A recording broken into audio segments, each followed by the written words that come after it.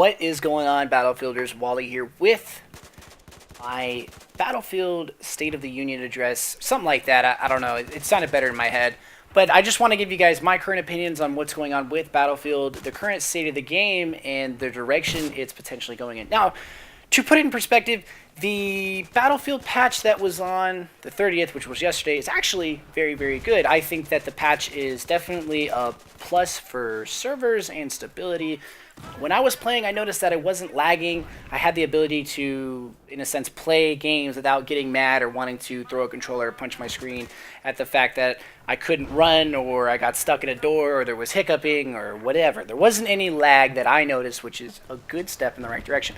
Now, of course, this could just be because of the day one or the patch day and everything's smooth, or they may have implemented a few things.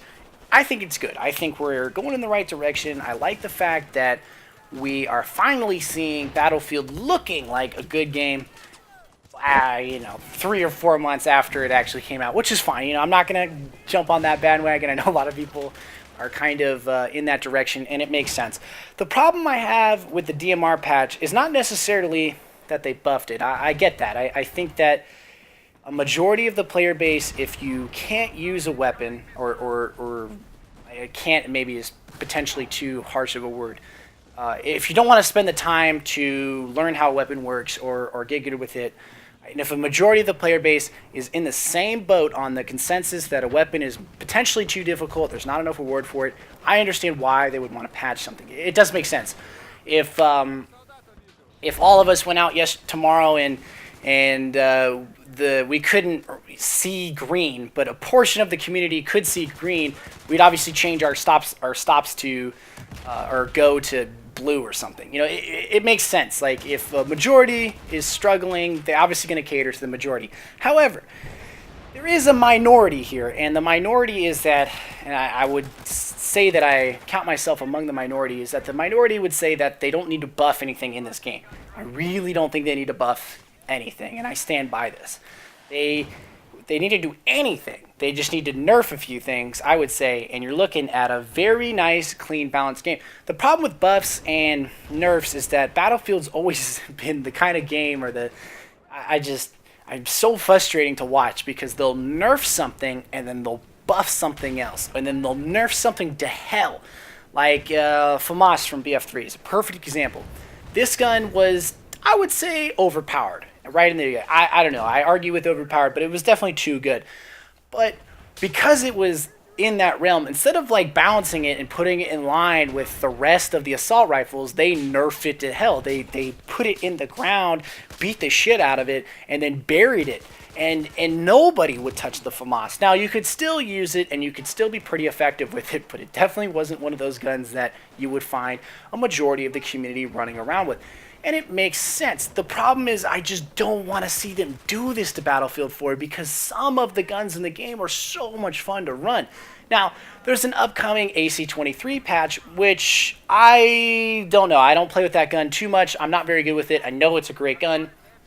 It fills that role of being good at every range, and it's understandable. It's one of the most stable guns in the game. It's probably very, very similar to the M16A3 in BF3, so it makes sense that they're kind of going down that route. They're like, we might need to take a potential look at this, because what they said is they don't want their game to turn into M16A3 everywhere. And if you play Operation Locker, it really is any map, really. You don't see just one gun. I honestly rarely get killed by aces. I get killed more by Scar H and FAMAS and AAK than I do. And I think the Scar H eventually is going to get a nerf here, because a lot of people are going to complain about it because it's just too powerful. And I've been using it forever, since before they fixed the damage model, just because I love the gun. It's just one of those guns that's incredibly powerful. Now, the problem with them patching certain things and buffing certain things is, where are they getting this information from? Like, who is sitting there being like, okay, Billy and Joe can't use the DMR. There's 2 players in our player base that obviously are very vocal, and so we're going to patch it just for them. That's what I feel like is going on here, because I don't remember anybody asking for the DMRs to be buffed. Anybody. Now I'm sure there's a few very influential YouTubers and individuals out there that are much more vocal, and their words are obviously counted higher than others, and that makes sense. It's unfair, but whatever, it makes sense. And I think that if you're going to patch a game, you don't listen to those people, because generally those people do not represent the whole fan base. They may have 500,000 subscribers, but those 500,000 subscribers are not the entire community, and majority of them are like casuals. And I'm not trying to be an elitist here, but I think that if you're looking for anyone to potentially patch your game or take a look at your game for any reason, I think that that individual or those individuals need to be elitists, but elitists that aren't dicks to casual players and care about the community. They need to be players that have played a lot, over 200 hours, 300 hours in that realm. 100 have to be, full rank, have to basically play with everything, understand the game's nuances. I think those are the individuals you want, not the big YouTubers or Twitter guys, none of that. I think that you got to stay in the realm of asking people that are very close to the game and love the game, but don't have, there's nothing that benefits them. They're not doing it for their own benefit.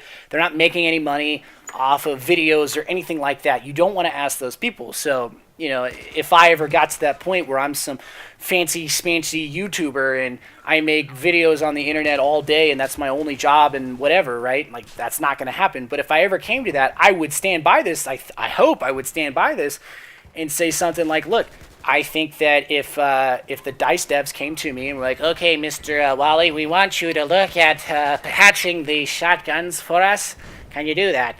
I would be like, no. I would say, no, look, you got to ask the community. You not vote, not do that. That was ridiculous. Don't vote. But you got to ask the community. You ask individuals that are, I would say, competitive players. Honestly, competitive players probably have the best idea on how to balance the game, because a lot of people, when they say competitive in Battlefield, that's kind of looked at sideways, and I understand that, especially on the consoles. But those are the individuals that play the game the most. They care the most about balancing. They care the most about fairness. They want the game to be as competitive as possible. They don't want the game to be full of skill gap increasers or lesseners. They want it to be fair and balanced so that if you put the time in, you too can succeed. And I know a lot of people are like, well, Wally, the competitive players are real assholes. They talk crap on the forums and they send hate mail and they kill me a lot and stuff like that. Yeah, okay. I played against them. I used to be one of those shit talkers. I get it, but I think that those guys honestly have the right mindset on how the game needs to be. In a sense, I hate to pull the Fox News mark, but fair and balanced, God, that's gonna get hate. Anyway, not political. Okay, but I just want to say that those probably are the best people for the job, And then you take it to a larger group and have a larger play testing. You play test these patches, and I don't know. I just think that as far as the Battlefield state currently, the direction it's going in, we're looking good. I just want to say that. But unfortunately, for the competitive side, is it too little, too late? I would say yes. I hate to sell the ship and say we're sinking and, bail, but I just don't see this game lasting against Titanfall. And maybe Titanfall will be a flop. Who knows? I don't know. I don't see it, though. There's the hype train on that thing is in full motion, and there's no stop. So we'll see. Battlefield is looking up. If you haven't played Battlefield or kind of put it to the side, I would say come back after this patch because the servers feel freaking fantastic.